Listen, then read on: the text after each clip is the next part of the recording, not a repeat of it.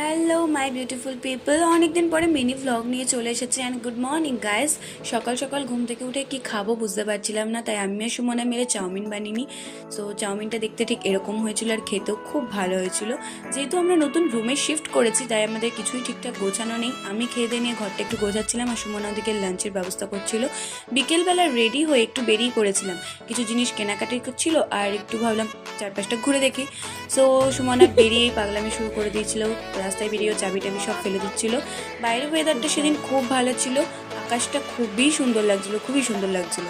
আর এই দেখো মেয়ে অলরেডি পাগলামি শুরু করে দিয়েছে। অনেকদিন পর একসাথে বেরিয়েছিলাম। দেন বেলঘুরিয়া স্টেশনে গিয়ে মোমোটা ট্রাই করেছিলাম 4 নম্বর প্ল্যাটফর্মে এই দোকানটা থেকে। Test is not bad, not good, also average.